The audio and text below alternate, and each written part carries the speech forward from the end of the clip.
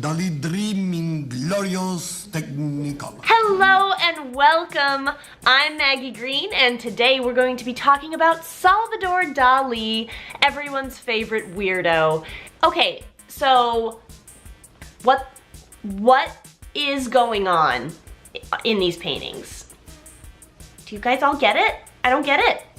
In reading about Salvador Dali's contribution to the surrealist movement today, I found that he was the founder of the paranoiac critical movement. I think it's only right that we start with his most famous painting, The Persistence of Memory. You guys have all seen this one. I don't know anybody who can really tell me what the F I'm looking at here in the middle of the painting. Like, he kind of looks like a mole with eyelashes, and I've been told, the internet told me, the elders of the internet told me that this little weird thing in the middle is supposed to be a self-portrait. And I'm looking at it, I'm trying to understand how that's a self-portrait, and I just see like kind of a wad of skin or cloth that has eyelashes and some kind of weird wrinkles in it, and I just don't get that. I'm dwelling on this painting a bit, I'm sorry. There are a few other things I'd like to talk about here. The laziness of the boxes, okay? So, like, looking over here at the big box that everything's laying on with the, why is a tree growing on top of this box? And what is that metal slab in the back? I feel like this is lazy composition. I'm calling you out, Dali. You're fired. I mean, give me trees. Give me, you know, something a little more complex to look at. You just threw a box in there and decided to call it a day. Thank goodness your four corners of the painting are pretty much covered with something. Congratulations.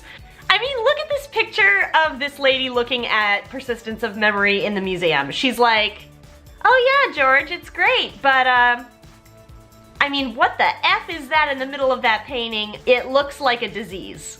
All right, I gotta move on or else I'm gonna talk about persistence all day. This painting is actually called The Great Masturbator.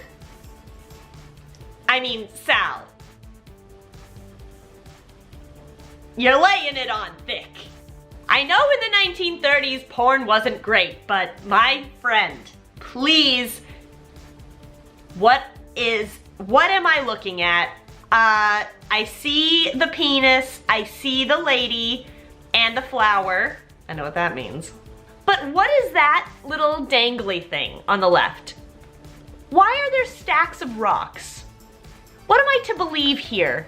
The Great Masturbator is a large, seemingly carved piece of something that sort of has blush on its cheek. And again with the eyelashes. What's with the eyelashes? And that penis is not very impressive. That penis right there is in some boxer briefs. I mean, if you're gonna lay it on thick like this, calling it the Great Masturbator, give the people what they're looking for. That's all I'm saying. What's with this little lonely man in the left, just walking away? Does he need to be there? I'm confused. I'm a little alarmed. What's with the robotic cricket? I have a problem with a robotic cricket involved in a sexual landscape. I don't know about you. It's confusing and scary. The Temptation of Saint Anthony. All right, this is what I'm talking about. This is what I like in Dali paintings. I love the long ass legs. The long legs can stay. You can take the Great Masturbator, nose, eyelash guy out of the equation. Give me those long legs. I'm turned.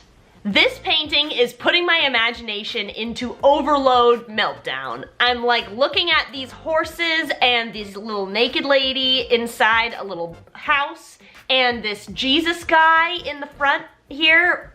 I'm not sure if he's trying to stop them. He looks like he's trying to stop them or beg for forgiveness or something from the big horses and elephants and stuff. And I'm like, are they God now? So he's like begging forgiveness from this woman inside the temple. And I'm not sure, in the background, there's a big old elephant who's carrying a giant smokestack or something. Smokestack. Is that the industrialized world? Maybe? I didn't even talk about this triangle thing here. What is that? What is it? Okay, and now there's another couple of little people down here. It seems like a guy doesn't have a cross, and this other person does, and they look like the authority because they're wearing a dress. Ladies. This person in the red dress is like a priest. This little man is gonna get smited. He did something bad. Is the angel coming to take his life? Is the angel death? Bad stuff is happening to this guy. And it's all because he didn't worship women enough. Guys, learn from this. Worship your women. They're better than you. Truth hurts. I love the title of this next one. Dream caused by a flight of a bee around a pomegranate a second before awakening. In this painting, we have a floaty lady and some tigers who are gonna eat her, I guess, or shoot her, because there's a rifle. And those tigers are kind of in a little bit of like a Russian stacking egg kind of thing, and they're all getting eaten by different things here. So it looks like the pomegranate's the real predator here. So the pomegranate is eating a fish, which is then eating a tiger, which is then eating a smaller tiger. And then the tiger, like, is he after the gun or is he after the lady? I don't know. Maybe he's after the gun and the gun's after the lady. And we got one of my long leg guys in the background. I like you.